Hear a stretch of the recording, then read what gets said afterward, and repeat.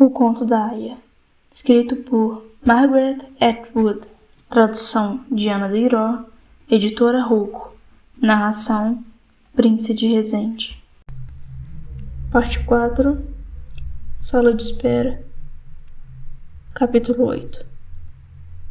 Bom tempo se mantém, é quase como se estivéssemos em junho, quando sairíamos com nossos vestidos sem gola e sem mangas e nossas sandálias para tomar um sorvete na casquinha.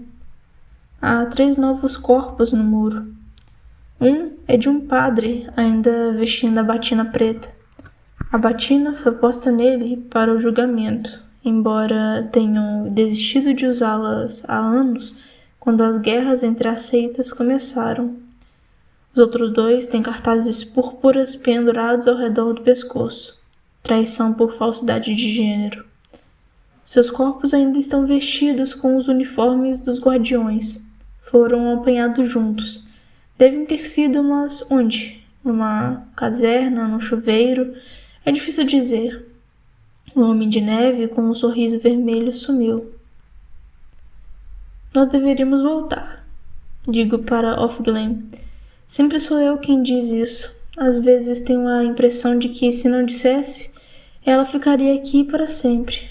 Mas estará ela pranteando alguém ou com satisfação maligna exultando com a desgraça dos outros? Ainda não sei dizer. Sem uma palavra, ela gira nos calcanhares como se estivesse ativada pela voz, como se fosse montada sobre rodinhas bem lubrificadas, como se estivesse na tampa de uma caixinha de música. Tenho ressentimento dessa graciosidade dela.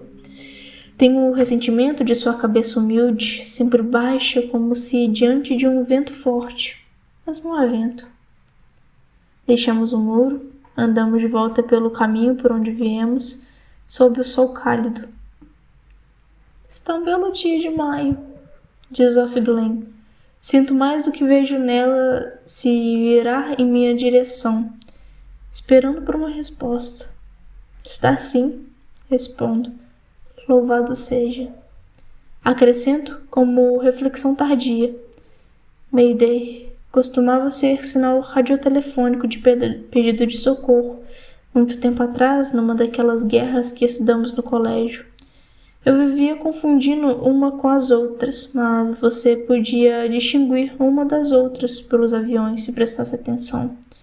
Contudo, foi Luke quem me falou sobre Mayday. Mayday, Mayday! Para pilotos cujos aviões tivessem sido atingidos, e navios, será que era para navios também? No mar. Talvez SOS para navios. Gostaria de poder pesquisar isso e saber. E era alguma composição de Beethoven para o começo da vitória em alguma dessas guerras. Você sabe onde saiu isso? Perguntou Luke. Mayday? Não, respondi.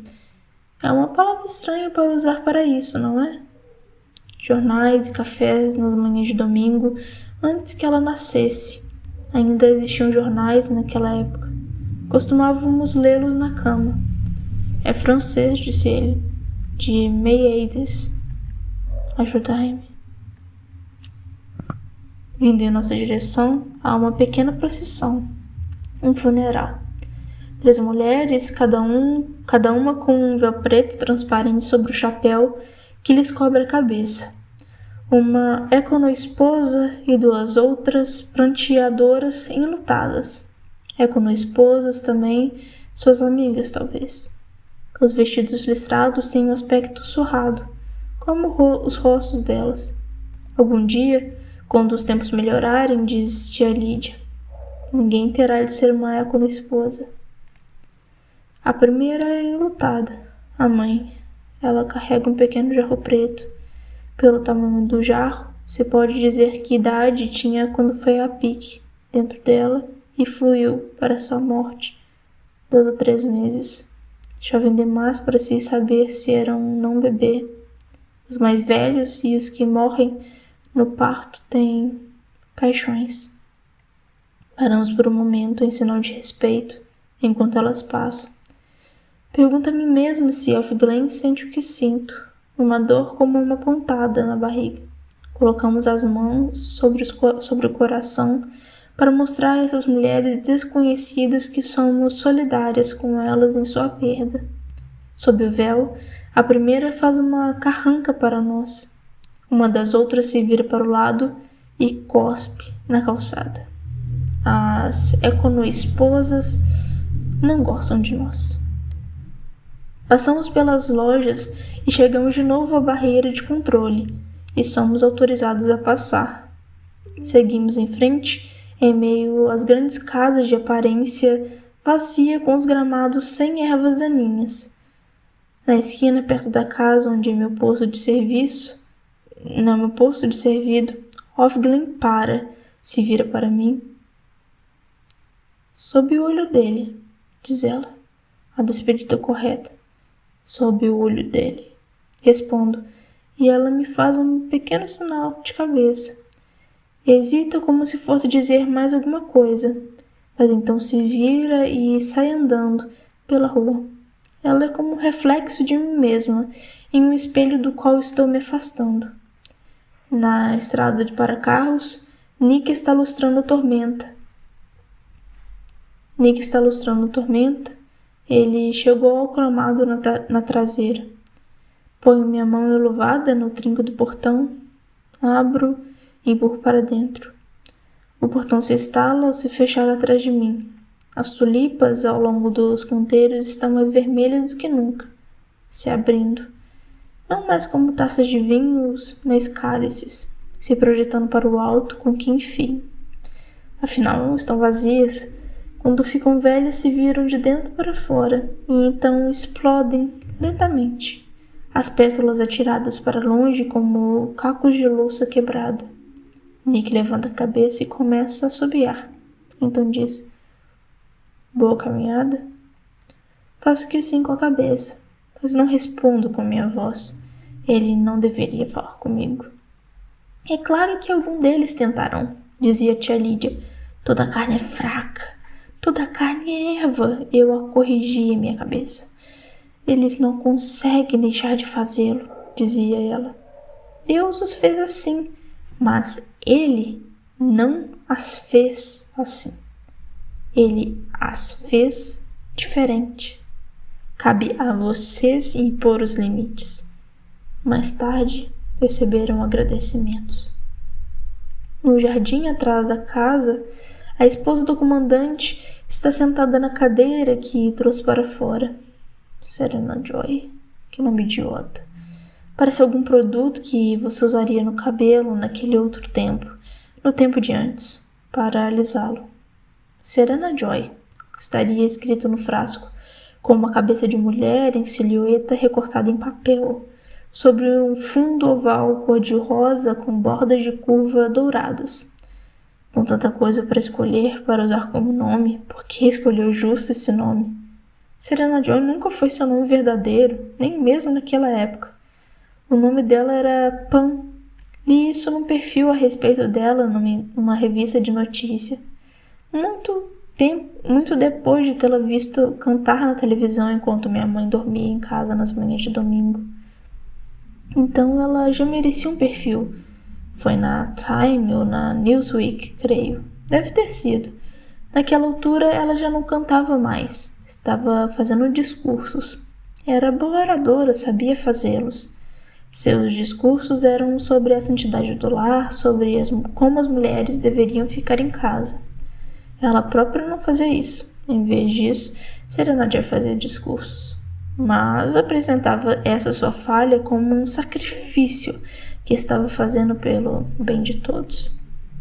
Por volta daquela época, alguém tentou matá-la a tiros e errou. Sua secretária, que estava parada bem atrás dela, foi morta em seu lugar. Alguma outra pessoa pôs uma bomba em seu carro, mas a bomba explodiu antes da hora. Embora algumas pessoas dissessem que ela havia posto a bomba em seu próprio carro para conquistar simpatia, era esse ponto que os ânimos estavam se acirrando. Luke e eu costumávamos vê-la de vez em quando, no último jornal da noite na televisão, de roupão e tomando um drink antes de deitar, Observávamos seu cabelo duro de laque e sua histeria, e as lágrimas que ela ainda conseguia produzir sempre que queria, e o rímel tingindo de negro suas faces. Àquela altura, estava usando mais maquiagem. Achávamos que era engraçada. Ou Luke achava que era engraçada. Eu apenas fingia que achava. Na verdade, ela era um pouco assustadora. Estava falando sério. Ela não faz mais discursos. Tornou-se incapaz de falar. Fica em casa, mas isso não parece lhe fazer bem. Como deve estar furiosa, agora que suas palavras foram levadas a sério. Está olhando para as tulipas, a bengala está ao seu lado na grama. Seu perfil está virado para mim. Posso ver isso na rápida olhadela de soslaio que lanço para ela enquanto passo. Não seria apropriado ficar olhando. Não é mais um perfil perfeito, recortado em papel. O rosto dela está afundando sobre si mesmo. E penso naquelas cidades construídas sobre rios subterrâneos, em que casas e ruas inteiras desaparecem da noite para o dia, engolidas por pântanos que surgem subitamente. Ou cidades em regiões carboníferas que desmoronam dentro das minas, debaixo delas. Alguma coisa semelhante deve ter acontecido com ela, depois que viu a verdadeira forma das coisas por vir. Ela não vira a cabeça, não reconhece minha presença de nenhuma maneira, embora acho que saiba que estou aqui, estou ali. Sei muito bem que ela sabe, é como um cheiro seu saber. Alguma coisa que azedou, como leite. Não é com os maridos que vocês têm que ter cuidado, dizia tia Lídia. É com as esposas. Vocês deveriam sempre tentar imaginar o que devem estar sentindo. É claro que se ressentem de vocês, é muito natural. Tentem ser solidárias, compadecer-se delas. Tia Lídia acreditava que tinha muito talento para ser solidária e compadecer-se de outras pessoas. Tentem se apiedar delas, perdoai-lhes, pois não sabem o que fazem. Mais uma vez, o sorriso trêmulo de uma mendiga, piscar de olhos de vista fraca, o olhar voltado para o alto através do óculos de armação de aço, em direção ao fundo da sala de aula, como se o teto de esboço pintado de verde fosse uma abertura e Deus, numa nuvem de pó facial pink pearl, estivesse descendo através dos fios e encanamentos dos chuveiros automáticos contra incêndio. Vocês têm que se dar conta de que elas são mulheres derrotadas. Não conseguiram. A voz dela se embarga e havia uma pausa, durante a qual eu podia ouvir um suspiro coletivo daquelas ao meu redor. Era uma péssima ideia impacientar-se ou mostrar inquietação durante essas pausas. Tia Lídia podia parecer distraída, mas ela percebia cada pequeno movimento, de modo que havia apenas o suspiro. O futuro está nas mãos de vocês, prosseguia ela, e estendia suas próprias mãos para nós, num gesto antiquíssimo que era ao mesmo tempo uma oferenda e um convite para nos aproximarmos, para um abraço, uma aceitação. Nas mãos de vocês, dizia ela, olhando para suas próprias mãos como se lhe tivessem dado a ideia. Elas estavam vazias, eram as nossas mãos que deveriam estar cheias do futuro que poderia ser segurado, mas não visto. Ando até a porta dos fundos, abro-a, entro, ponho minha cesta na mesa da cozinha. A mesa foi lavada, esfregada, está limpa de farinha. O pão de hoje, acabado de assar, está esfriando em seu suporte. A cozinha cheira a fermento, um cheiro nostálgico. Recorda-me de outras cozinhas que eram minhas. É um cheiro de mães. embora minha própria mãe não fizesse pão. É um cheiro de mim em tempos anteriores, quando eu era mãe. Esse é um cheiro traiçoeiro e sei que tenho de parar de senti-lo. Rita está lá, sentada à mesa, descascando e fatiando cenouras. Cenouras velhas são essas, grossas, guardadas por tempo demais no inverno, babadas devido ao período de armazenamento. As cenouras novas, macias e claras só estarão maduras daqui a semanas. A faca que ela usa é afiada e reluzente e tentadora. Gostaria de ter uma faca como aquela.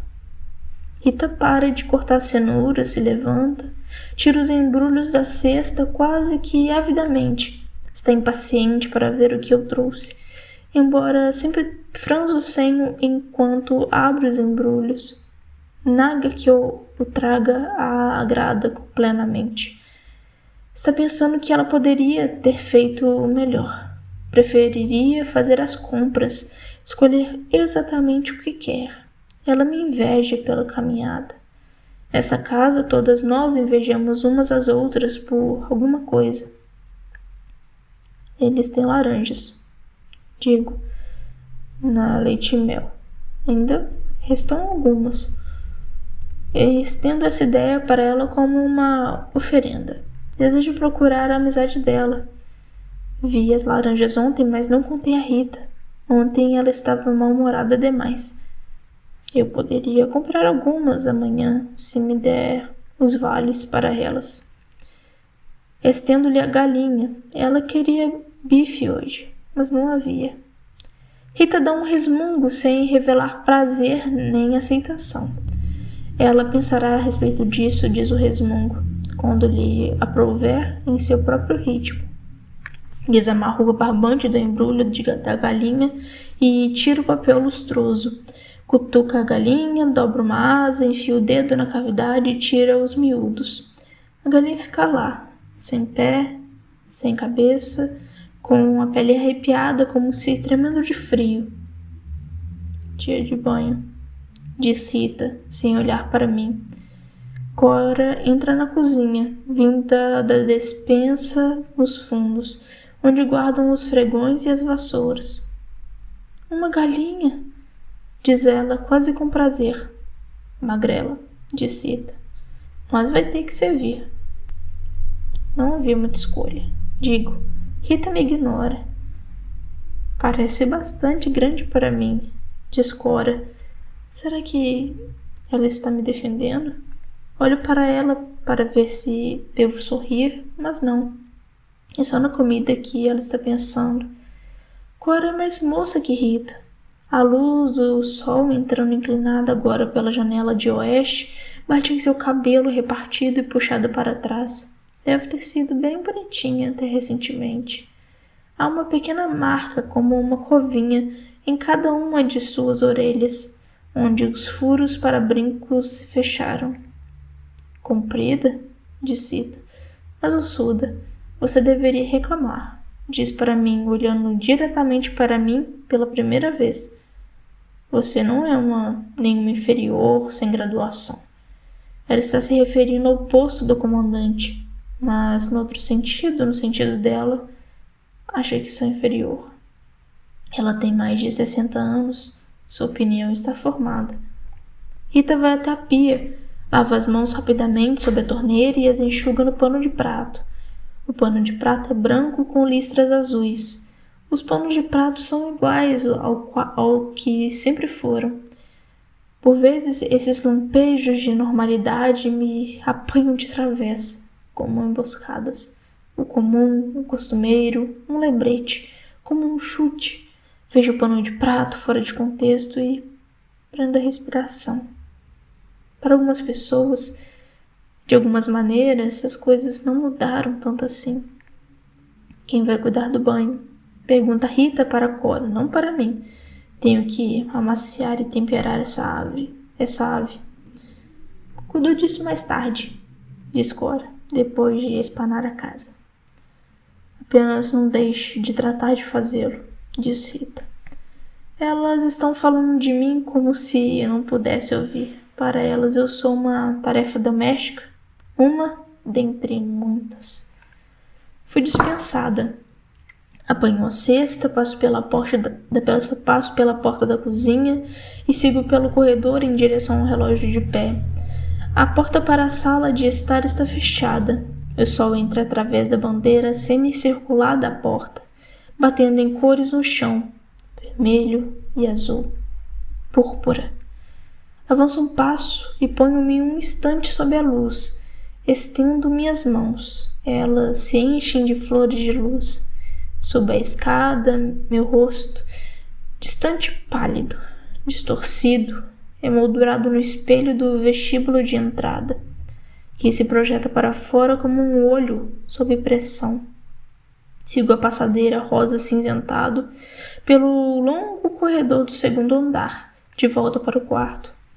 Há alguém parado no corredor, perto da porta para o quarto onde fico. O corredor é escuro, sombrio. Aquele é um homem, de costas para mim. Ele está olhando para dentro do quarto. Um vulto escuro contra sua luz. Agora posso ver. É o comandante. Ele não deveria estar aqui. O comandante ouve minha aproximação, se vira, hesita, anda para frente, em minha direção. Ele está violando o costume. O que faço agora? Eu paro. Ele faz uma pausa, não consigo ver o rosto dele. Está olhando para mim. O que ele quer? Mas então ele se move, avançando mais uma vez. Dá um passo para o lado para evitar me tocar. Inclina a cabeça. Se vai. Alguma coisa me foi mostrada, mas o que é? Com a bandeira de um país desconhecido, vista por um instante acima da curva de uma colina, poderia significar ataque, poderia significar parlamentação, poderia significar a beira de alguma coisa, um território. Os sinais que animais dão uns aos outros. Pálpebras azuladas baixas, orelhas deitadas para trás, os pelos da nuca eriçados. Um lampejo de dentes arreganhados. Que diabo ele pensa que está fazendo? Mas ninguém o viu, espero. Estarei ali invadindo? Será que esteve em meu quarto? Eu chamei de meu. Capítulo 9. Meu quarto. Então, que seja. Tem de haver algum espaço, afinal, que eu chame de meu. Mesmo neste tempo. Estou esperando em meu quarto, que agora, neste momento, é uma sala de espera.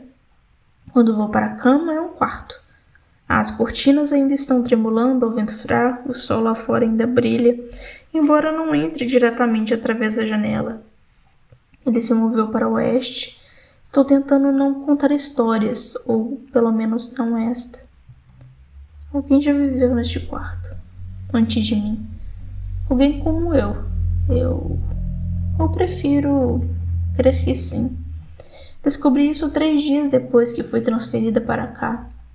Tinha um bocado de tempo para fazer passar. Decidi explorar o quarto. Não apressadamente como se exploraria um quarto de hotel. Não esperando nenhuma surpresa, abrindo, fechando gavetas de escrivaninhas. As portas do armário desembrulhando a minúscula barra de sabonete individualmente embrulhada. Apertando os travesseiros. Será que algum dia estarei de novo em um quarto de hotel? Como eu os desperdicei, aqueles quartos, aquela liberdade para não ser vista. Licenças de aluguel. Durante as tardes, quando o Luke ainda estava fugindo de sua esposa, quando eu ainda era imaginária para ele, antes de termos nos casado e de eu ter me solidificado, eu sempre chegava lá antes, me registrava. Não foram assim tantas vezes, mas agora parece uma década, uma era. Posso me lembrar do que eu vestia, cada blusa, cada encharpe. Ficava andando de um lado para o outro, esperando por ele. Ligava a televisão e então desligava. Passava um pouco de perfume atrás das orelhas, ópio, chamava-se. Vinha um frasco chinês, vermelho e dourado. Eu ficava nervosa. Como haveria saber que ele me amava? Poderia ser apenas um caso. Porque algum dia dissemos apenas. Embora naquela época homens e mulheres experimentassem uns aos outros casualmente, como se fossem roupas, rejeitando quaisquer que não servissem. A batida soava na porta, eu abria com alívio, desejo. Ele era tão momentâneo, tão condensado, e, no entanto, parecia não haver fim para ele. Ficávamos deitados naquelas camas vespertinas, depois as mãos de um tocando o outro, conversando a respeito daquilo.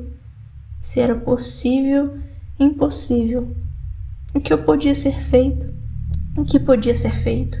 Pensávamos que tinha tamanhos problemas.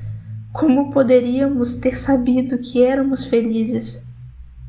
Mas agora é dos próprios quartos que também sinto falta, até mesmo das pinturas medonhas penduradas nas paredes.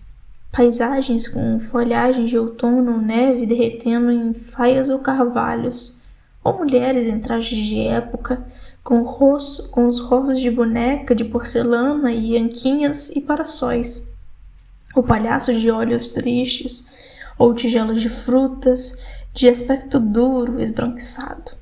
As toalhas limpas, prontas para o desperdício, as latas de lixo, escancaradas em seus convites, pedindo que se atirassem nelas as bobagens despreocupados. Eu era despreocupada naqueles quartos. Podia tirar o telefone do gancho e a comida apareceria numa bandeja, comida que eu havia escolhido, comida que não me fazia bem, sem dúvida, e bebidas também.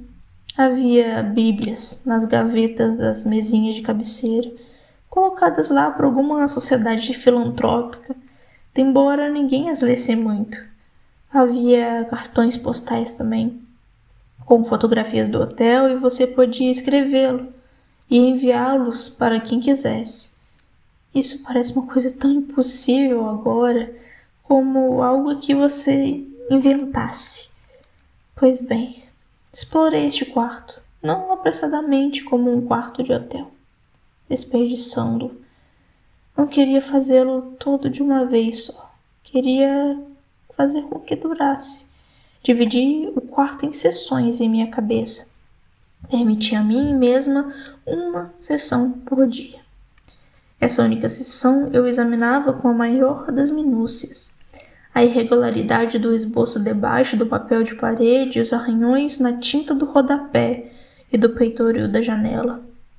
Debaixo da última mão de tinta, as manchas no colchão, pois fui tão longe a ponto de tirar os cobertores e os lençóis da cama, dobrando-os para trás, um pedacinho de cada vez, de modo que pudessem ser rapidamente postos de volta no lugar se alguém parecesse.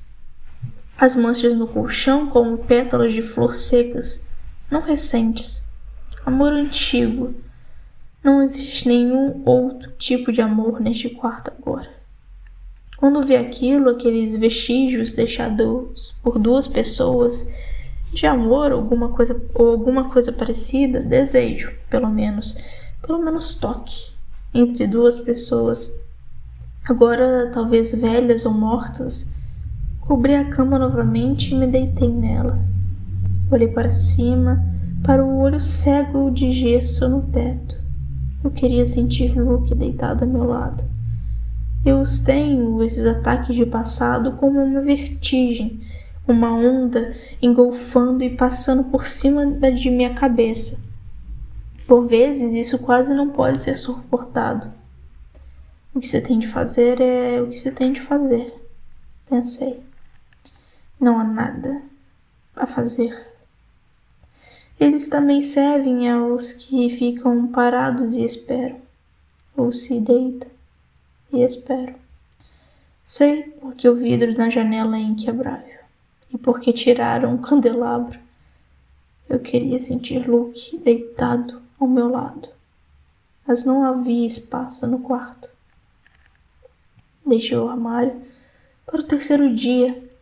Examinei cuidadosamente primeiro a porta, a partir de dentro e de fora, depois as paredes internas com seus ganchos de latão.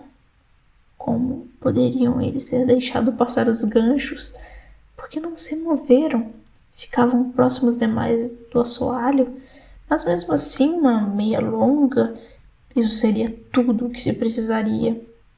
E o bastão com os cabides de plástico, meus vestidos pendurados neles, a pelerine vermelha de lâmpara frio no inverno, chale.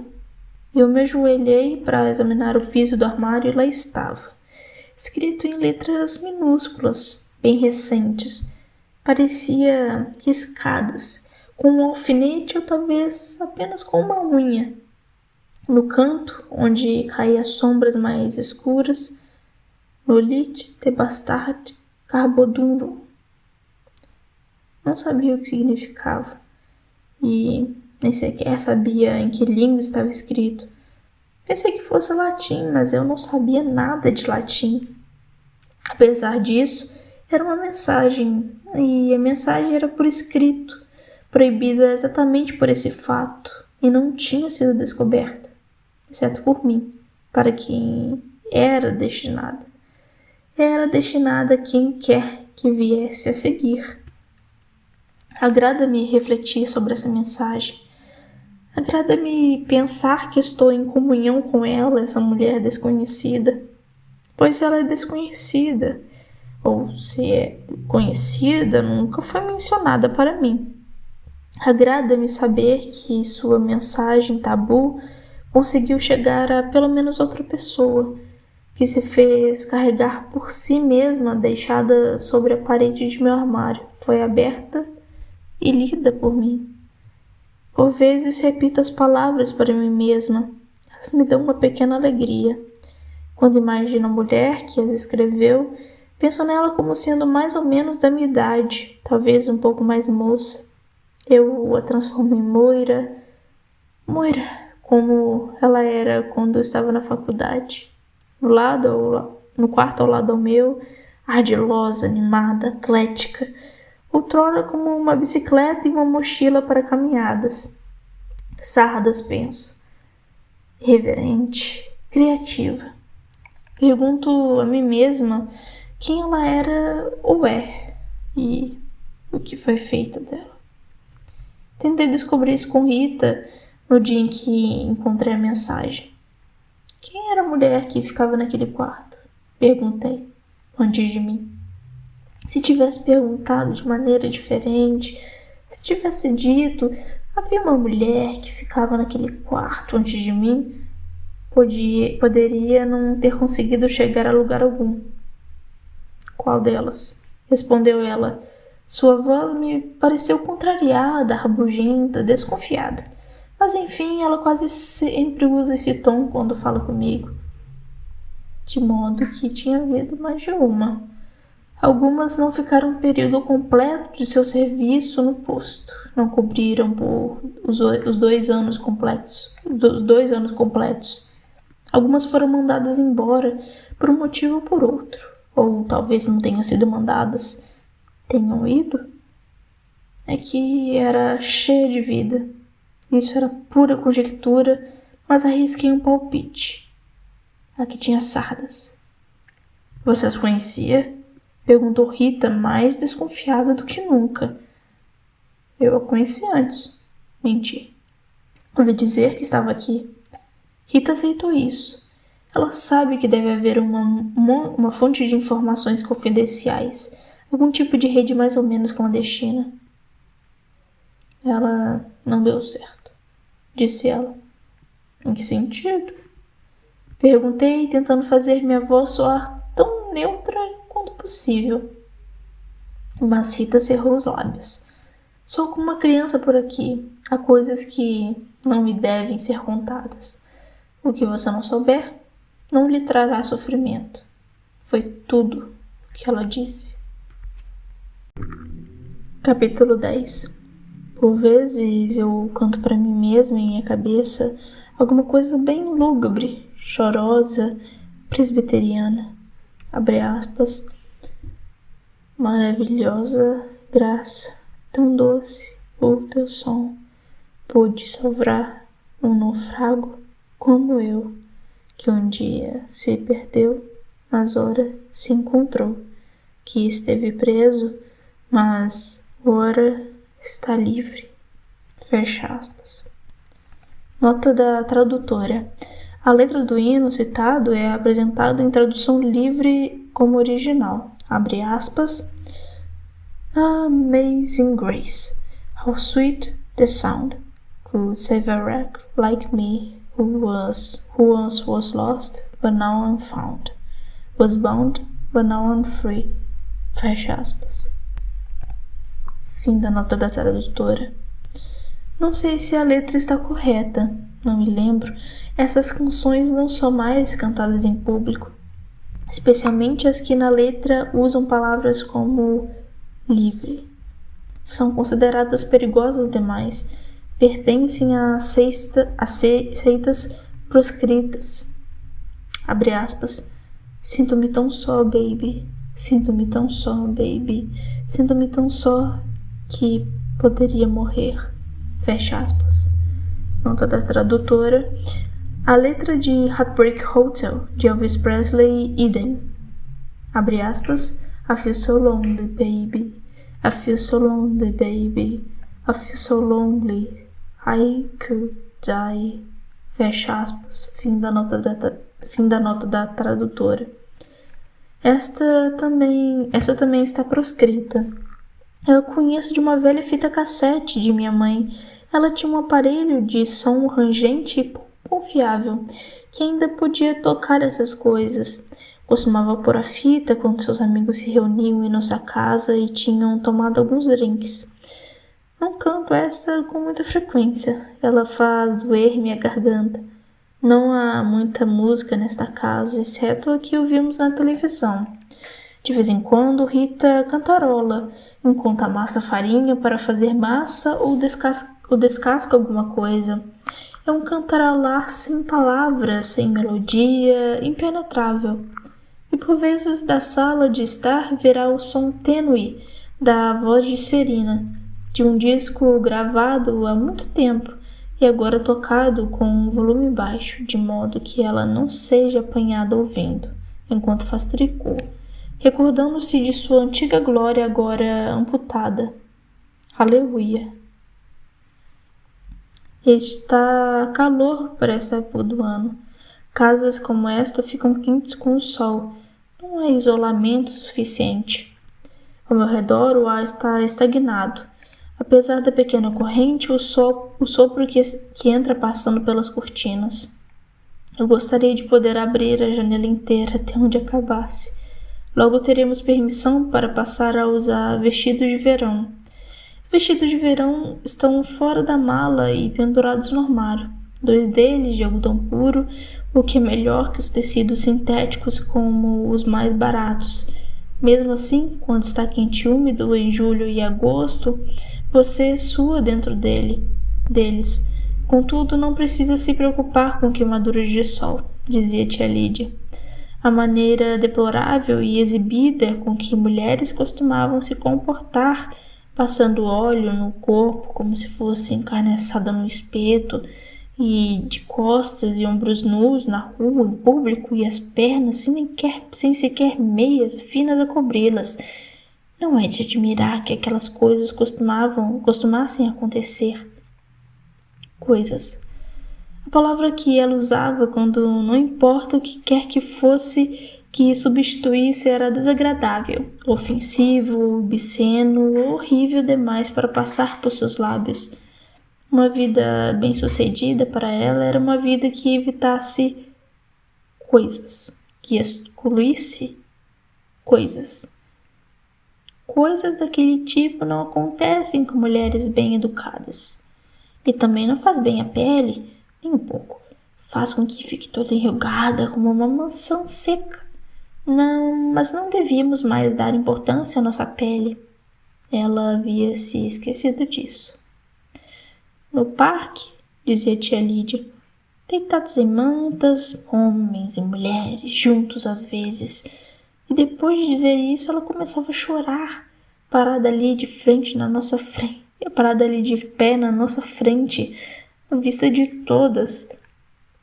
Estou dando tudo de mim, fazendo o melhor possível, dizia ela. Estou tentando dar a vocês a melhor oportunidade que podem ter. Ela piscava, a luz era forte demais para ela, sua boca tremia. Ao redor dos dentes da frente, dentes que se projetavam um pouco para fora e eram compridos e amarelados. E eu pensava nos camundongos mortos que encontrávamos no degrau de nossa porta de entrada, quando morávamos numa casa, nós 3, 4, se contássemos nossa gata, que era quem fazia esses presentes. Tia Lídia apertava a mão contra a boca de roedor morto. Depois de um minuto, tirava a mão da boca. Eu queria chorar também, porque me fazia recordar. Se pelo menos ela antes não comesse metade deles, eu dizia a Luke. Não pense que é fácil para mim, tão pouco, dizia Lídia. Moira entrando inesperadamente em meu quarto, deixando cair sua jaqueta de algodão grosso no chão. Tem cigarros? Perguntava. Na minha bolsa. Eu respondia, mas não tem fósforos. Moira revira minha bolsa. Você devia jogar uma parte desse lixo, diz. Estou dando uma festa tipo puta de baixo. O quê? Pergunta. Não adianta nada tentar estudar. Moira não o permitirá. Ela é como uma gata que se esgueira para cima da página quando você está tentando ler. Sabe como é? Tipo só vasilha de plástico, só com roupa de baixo, coisa de putas, calcinhas e ligas de meia de renda. Sutiã meia taça com armação de metal que levanta os peitos. Ela encontra meu isqueiro, acende o cigarro que tira de minha bolsa. Quer um? Joga o maço para mim, com grande generosidade, considerados que são meus. Muitíssimo obrigada, respondo em tom azedo. Você é louca. De onde tirou uma ideia como essa? Dando duro para cursar essa faculdade, do princípio ao fim, diz Moira. Tenho contatos. Uma amiga de minha mãe está fazendo maior sucesso nos subúrbios que elas começam a ficar com manchas de idade. Acham que têm de derrotar a competição. Daí os supermercados pornôs, outras esquisitices. Estou rindo às gargalhadas. Ela sempre me fazia rir. Mas aqui, pergunto, quem virá, quem precisa disso? Nunca se é jovem demais para aprender, diz ela. Ande, venha. Vai ser fantástico. Todos nós vamos fazer xixi nas calças de tanto rir. Era assim que vivíamos então. Mas vivíamos como de costume. Todo mundo vive. A maior parte do tempo. Qualquer coisa que esteja acontecendo é de costume. Mesmo isto é de costume. Agora. Vivíamos como de costume por ignorar. Ignorar não é a mesma coisa que ignorância. Você tem de esforçar para fazê-lo. Nada muda instantaneamente. Numa banheira que se aquece gradualmente, você seria fervida até a morte antes de se dar conta. Havia matérias nos jornais, é claro. Corpos encontrados em valas ou na floresta, mortos acacetados ou mutilados, que haviam sido submetidos a degradações, como costumavam dizer, mas essas matérias eram a respeito de outras mulheres, e os homens que faziam aquele tipo de coisas eram outros homens. Nenhum deles eram os homens que conhecíamos. As matérias de jornais eram como sonhos para nós, sonhos ruins, sonhados por outros. Que horror, dizíamos. E eram, mas eram horrores sem ser críveis. Eram demasiado melodramáticas. Tinha uma dimensão que não era a dimensão de nossas vidas. Éramos as pessoas que não estavam nos jornais. Vivíamos nos espaços brancos não preenchidos nas margens da matéria impressa. Isso nos dava mais liberdade. Vivíamos nas lacunas entre as matérias. Lá de baixo, de entrada para carros, vinha o som do carro dando partida. Esta área é silenciosa, não há muito tráfego. Pode-se ouvir as coisas muito claramente. Motores de carros, máquinas de cortar grama, a poda de uma cerca viva, o bater de uma porta. Você poderia ouvir um grito claramente, ou um tiro, se esses ruídos jamais fossem feitos aqui. Por vezes há sirenes à distância. Vou até a janela e me sento no banquinho da janela, que é estreito demais para ser confortável. Uma pequenina almofada nele, com uma capa bordada em petit point. Fé. Em letras grandes, retangulares, cercadas por uma coroa de lírios. Fé. Tem um tom desbotado. As flores dos lírios, um verde descolorido. Esta é uma almofada que outrora era usada em outro lugar, gasta, mas não o suficiente para jogar fora. De alguma forma deixaram-na passar. Posso passar minutos, dezenas de minutos, percorrendo as letras com os olhos. Fé é a única coisa que me deram para ler. Se fosse apanhada fazendo isso, será que contaria? Eu não botei a almofada aqui. O motor gira e me inclino para fora, puxando a cortina branca sobre meu rosto como um véu. É semi-transparente, posso ver através dela. Se pressionar meu rosto contra o vidro e olhar para baixo, posso ver a metade de trás do Tormentas. Ninguém está lá. Mas enquanto observo, vejo Nick dar a volta até a porta de trás do carro, abri-la e postar-se perfilado ao lado dela. O cap agora está bem posto e as mangas abaixadas e abotoadas. Não posso ver seu rosto porque estou olhando para ele de cima. Agora o comandante está saindo. Vejo-o de relance apenas por um instante, em dimensões seduzidas pela perspectiva, caminhando para o carro. Não está usando chapéu, de modo que não é para uma atividade formal que está indo. O cabelo dele é grisalho ou prateado, você poderia dizer se quisesse ser gentil. Não tenho nenhuma vontade de ser gentil. O anterior a este era careca, de modo que suponho que seja uma melhora. Se eu pudesse cuspir para fora pela janela ou tirar alguma coisa, almofada, por exemplo, talvez eu conseguisse acertá-lo. Morei eu com sacolas de papel cheias de água. Bombas de água eram chamadas, debruçadas na janela de meu quarto no dormitório, atirando-as na cabeça de rapazes lá embaixo. Foi ideia de Moira. O que estava tentando fazer? Subir numa escada de mão para pegar alguma coisa, para pegar nossa roupa de baixo. Aquele dormitório outrora tinha sido misto. Ainda havia mictórios para homens em um dos banheiros de nosso andar. Mas, quando afinal cheguei lá, tinham posto os homens e as mulheres de volta da maneira como era antes. O comandante se inclina, entra no carro, desaparece, e Nick fecha a porta. Um momento depois, o carro se move em marcha ré, descendo pela entrada, então sai para a rua e some atrás da cerca viva. Eu deveria sentir ódio por esse homem. Sei que deveria senti-lo, mas não é o que realmente sinto. O que sinto é mais complicado do que isso. Não sei que nome dar a isso. Não é amor. Capítulo 11. Ontem de manhã fui ao médico. Fui levada por um guardião. Um daqueles com as faixas vermelhas no braço e que são encarregados dessas coisas. Fomos em um carro vermelho, ele na frente, eu atrás. Nenhuma outra veio fazer par para ir comigo. Nessas ocasiões sou solitária. Sou levada ao médico uma vez por mês para fazer exames de urina, hormônios preventivos de câncer, exame de sangue, os mesmos que antes, só que agora isso é obrigatório. O consultório do médico fica em um prédio de escritórios moderno. Subimos no elevador, em silêncio, o guardião de frente para mim. Na parede preta, espelhado do elevador, posso ver sua nuca. No consultório propriamente dito, e eu entro, ele espera do lado de fora, no corredor, com os outros guardiões, numa das cadeiras colocadas lá para isso. Dentro da sala de espera há outras mulheres, todas elas de vermelhos. Este médico é um especialista.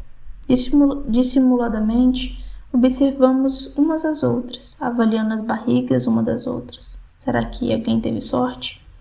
O enfermeiro registra nossos nomes e os números de nossos passes no CompuDoc para ver se somos quem devemos ser. Ele tem 1,82 m, cerca de 40 anos, uma cicatriz que lhe risca a face. Fica sentado, digitando, suas mãos são grandes demais para o teclado. Ainda usa a pistola no coldre de ombro. Quando sou chamada, passo por uma porta de entrada que dá para uma sala interna. É branca, sem traços distintivos, como a sala externa, exceto por um biombo dobrável, o tecido vermelho esticado sobre uma estrutura de madeira, um olho dourado pintado na superfície, com uma espada virada para cima, com duas serpentes entrelaçadas abaixo dele, como uma espécie de punho. As cobras e a espada são fragmentos, cacos de simbolismo quebrado que restaram do tempo de antes. Depois que enchi uma pequena garrafinha deixada pronta no pequenino lavabo, tiro minhas roupas até o biombo e deixo-as dobradas na cadeira. Quando estou nua, me deito na mesa de exame, no lençol descartável de papel frio e crepitante. Puxo o segundo lençol de pano para cobrir meu corpo. Na altura do pescoço há outro lençol, suspenso do teto. Ele me divide, de modo que o médico nunca verá meu rosto. Ele lida apenas com o meu torso. Quando estou preparada, estico a mão para fora, tateio em busca de dar pequena alavanca do lado direito da mesa e puxo para trás. Em algum outro lugar, um sino toca sem que eu o ouça. Depois de um minuto, a porta se abre, passadas se aproximam ao som de respiração.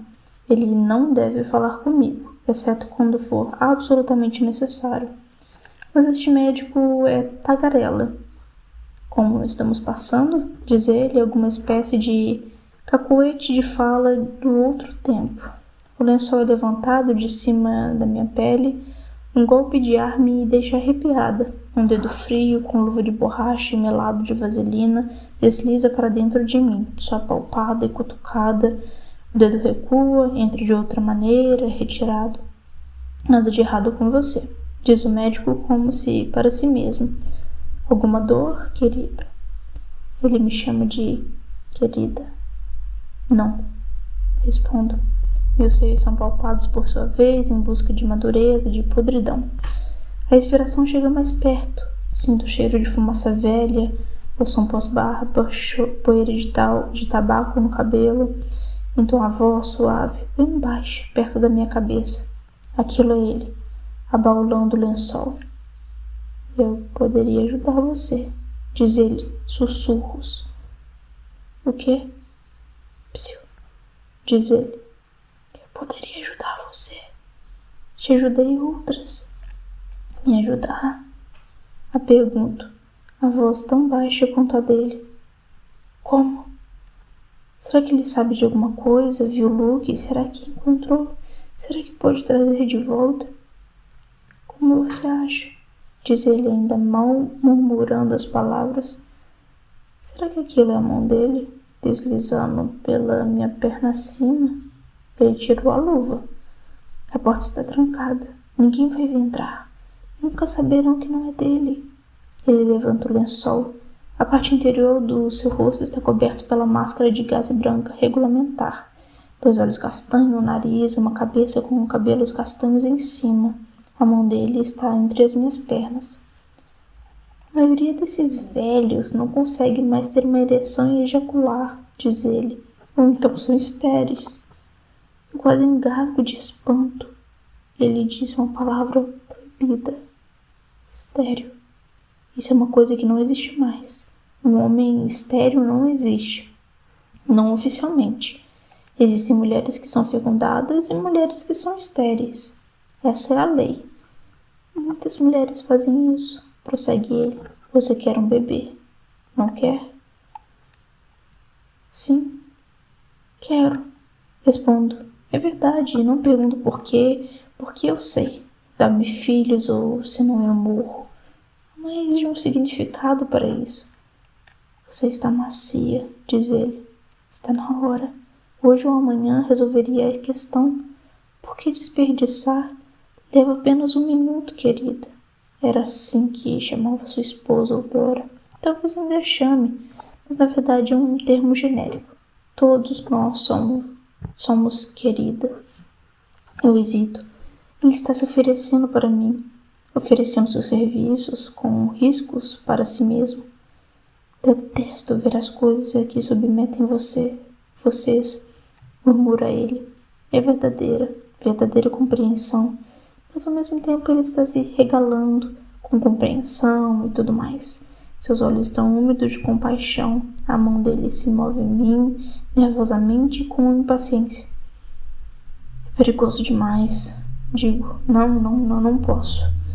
A penalidade é morte, mas eles têm que apanhar você em flagrante no ato, com 2 testemunhas. Quais são as probabilidades? Estará a sala grampeada? Quem está esperando logo ali, do lado de fora da porta? A mão dele para. Pense no assunto, diz ele. Vi seu registro de dados clínicos. Você não tem mais muito tempo, mas a vida é sua. Obrigada, digo. Tenho que deixar a impressão de que não estou ofendida, de que estou aberta à sugestão. Ele retira a mão de modo quase que preguiçosa, proteladamente. Isso não é a palavra final no que lhe diz respeito.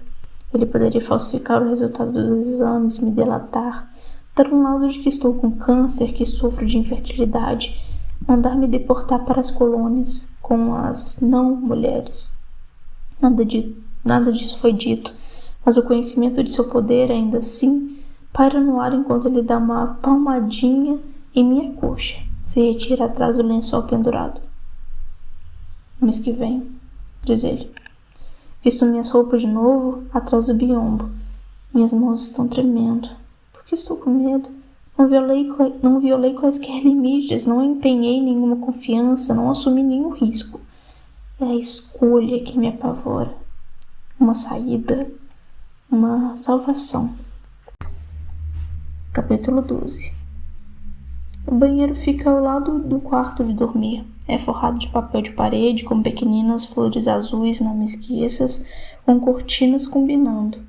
Há um tapete de banho azul, uma capa de pele falsa azul no tampo do vaso sanitário. Tudo que falte a esse banheiro do tempo de antes é uma boneca cuja saia esconda o rolo adicional de papel higiênico.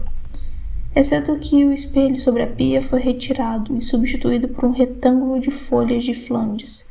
E a porta não tem fecho, e não há giletes nem barbeadores, é claro. Ocorrem incidentes em banheiros logo de início. Houve casos de cortes, de afogamentos, antes que eles conseguissem solucionar e acabar com todos os problemas. Cora fica sentada numa cadeira do lado de fora no corredor para se certificar de que mais ninguém entre. Um banheiro dentro de uma banheira, você fica vulnerável, dizia tia Lídia. Ela não disse aqui. O banho é uma exigência, mas também é um luxo. O simples fato de tirar a pesada touca com as abas brancas e o véu, o simples fato de sentir meu próprio cabelo de novo com as minhas mãos é um luxo. Meu cabelo agora é comprido, sem corte. O cabelo tem de ser comprido, mas coberto, tia Lídia dizia. São Paulo disse é assim ou é raspado rente. Ela ria, dava aquele relincho contido, como se estivesse contando uma piada. Cora preparou o banho. Levanta vapor como uma tigela de sopa. Tiro o resto das minhas roupas, o corpete de peitilho liso, a combinação e as anáguas, as meias brancas vermelhas, as pantalonas largas de algodão. Usar meias calças da sarna na coxa, costumava dizer Moira. Tia Lídia nunca teria usado uma expressão como sarna na coxa. Anti-higiênicas. Era sua preferida. Ela queria que tudo fosse muito higiênico. Minha nudez já é estranha para mim. Meu corpo parece fora de época. Será que realmente eu usei traje de banho na praia? Usei sem pensar entre homens, sem me importar que minhas pernas, meus braços, minhas coxas e costas estivessem à mostra, pudessem ser vistas. vergonhoso e impúdico. Evito olhar para baixo para o meu corpo, não tanto porque seja vergonhoso ou impúdico, mas porque não quero vê-lo. Não quero olhar para alguma coisa que me determine tão completamente. Entro na água, me deito e deixo que me abrace. A água é macia como mãos. Fecho meus olhos e ela está lá comigo, subitamente, sem aviso. Deve ser o cheiro do sabão. Ponho meu rosto contra o cabelo macio na parte de trás do seu pescoço e inalo seu cheiro para dentro de mim. Talco de bebê e de corpo lavado de criança e de shampoo, com um subtom, o ligeiro cheirinho de urina. Essa é a idade que ela tem quando estou no banho. Ela volta para mim em diferentes cidades. É assim que sei que não é, na verdade, uma fantasma. Se fosse um fantasma, teria sempre a mesma idade. Um dia, quando ela tinha 11 meses, pouco antes de começar a andar, uma mulher a roubou de um carrinho de supermercado. Era um sábado, que era quando eu e o Luke fazíamos as compras da semana, porque nós dois trabalhávamos. Ela estava sentada numa das cadeirinhas de bebê que eles tinham na época, nos carrinhos de compra de supermercados com buracos para enfiar as pernas. Estava muito satisfeita e eu havia me virado de costas para ela. Isso foi na seção de comida para gatos, creio. Luke estava na parte lateral da loja, fora de vista, no balcão de carnes. Ele gostava de escolher o que iríamos comer durante a semana. Dizia que homens precisavam mais de carne do que mulheres e que isso não era uma superstição e que não estava sendo um idiota, que estudos haviam sido feitos. Existem algumas diferenças, dizia. Ele gostava de dizer isso, como se estivesse tentando provar que não existiam. Mas na maioria das vezes eu dizia isso quando minha mãe estava lá. E ele gostava de provocá-la. Eu a ouvi começar a chorar, girei nos calcanhares e ela estava desaparecendo mais abaixo do corredor, nos braços de uma mulher que nunca tinha visto antes. Eu gritei, e a mulher foi detida. Devia ter uns 35 anos. Estava chorando, dizendo que era o bebê dela, que o Senhor o dera a ela, que lhe enviaram um sinal. Eu senti pena da mulher. O gerente da loja se desculpou e eles ficaram com ela até a polícia chegar. É apenas uma maluca, disse Luke. Pensei que fosse um incidente isolado na época. Ela me desvanece. Não posso mantê-la aqui comigo, agora se foi. Talvez realmente pense nela como um fantasma. O fantasma de uma menina morta. Uma menininha que morreu quando tinha 5 anos.